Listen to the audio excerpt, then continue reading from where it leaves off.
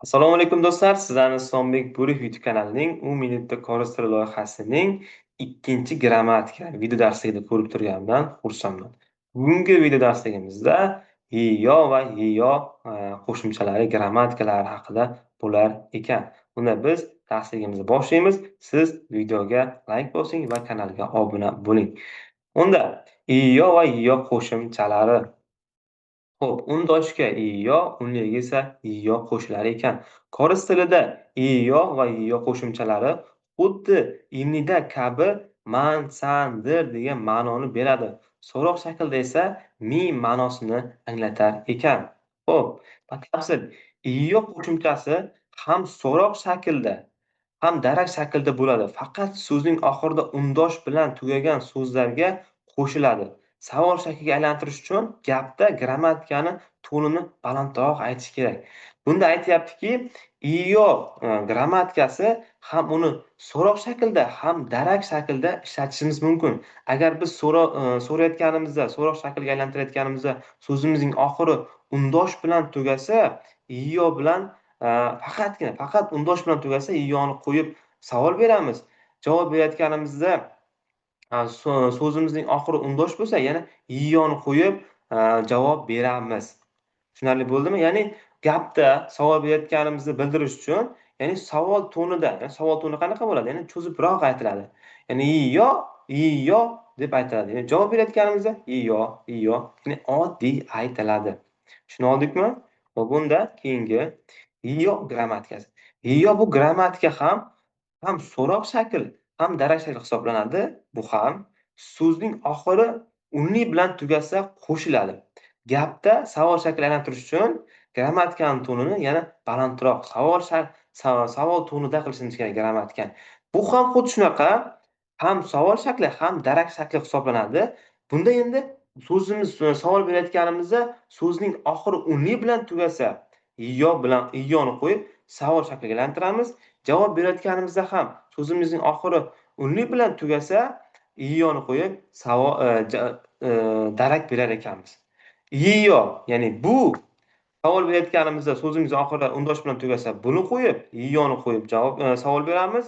Javob berayotganda ham javob berayotganimizda so'zimizning oxiri undosh bilan tugasa, iyoni qo'yib javob beramiz. Bunda esa faqatgina savol berayotganimizda ham, javob berayotganimizda ham so'zimizning oxiri unli bilan tugasa, iyoni qo'yib ham so'roq, ham darak gap qilar ekanmiz. Tushunarli bo'ldimi?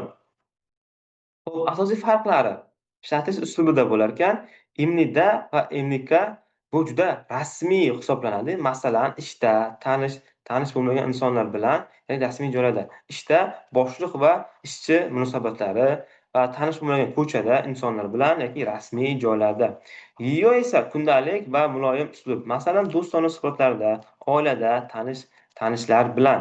Va bitta narsani bilib olishimiz kerakki, biron bir kishi Koreyada sizga imnida yoki imnikka grammatikasini qo'yib savol yoki darak gap bilan gapirsa, siz imnida va imnikkaga bilan ответ qilishingiz kerak, javob berishingiz kerak.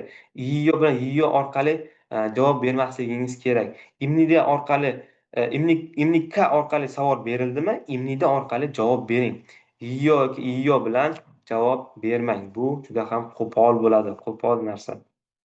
Xo'p, bu yerda mustahkamlash uchun gaplar berilyapti. Xo'p, yana bir grammatikani mustahkamlar ekanmiz. Igo, sagva, iyo. Bu yerda qarang, iyo ham so'roq gap hisoblanyapti. So'roq shaklda bo'lib kelyapti. Ham bu yerda darak bo'lyapti. Igo, sagva, iyo. Sagva so'zimizning oxiri unli bilan tugagani uchun iyoni qo'yapmiz, savol beryapmiz.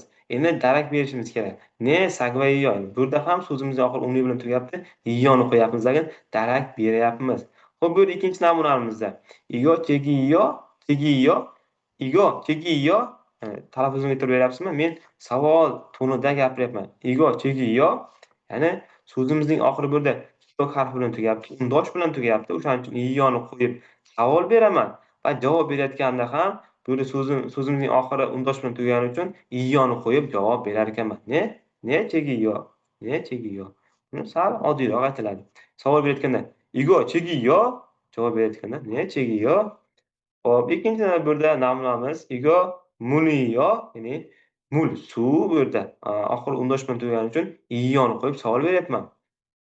Endi darak berishim kerak. Ne? Monoiyo. Ne? Monoiyo. Hop bu yerda yana uyuiyo, ya'ni uyusu.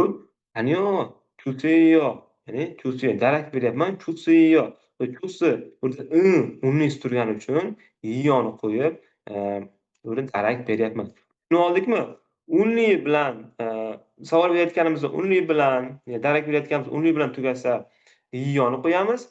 Savol yoki darak berayotganimizda u unli bilan tugasa "iyoni" qo'yamiz, undosh bilan tugasa "iyoni" qo'yar ekanmiz. Hop, va bu yerda daftarga bajarish uchun vazifa berilgan. Qavs ichiga "iyo" va "iyoni" qo'yishimiz kerak. So'zning oxiri unli yoki undosh bilan tugashiga qarab, grammatikalarni qo'yib chiqishingiz kerak bo'ladi daftarga. Buni slaydni men Telegram kanaliga tashlab qo'yaman.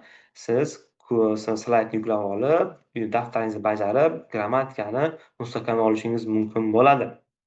Xo'p, berilgan so'zlardan foydalanib gaplar tuzasiz. Bu yerda berilgan so'zlardan foydalanib, ya'ni so'zning oxiridagi undosh yoki unlisiga qarab, grammatikalarni qo'yib, gaplar tuzishingiz kerak bo'ladi. Buni ham daftarga qilasiz. O'sha aytganimdek, bu slaydni men Telegram kanalimga tashlab qo'yaman.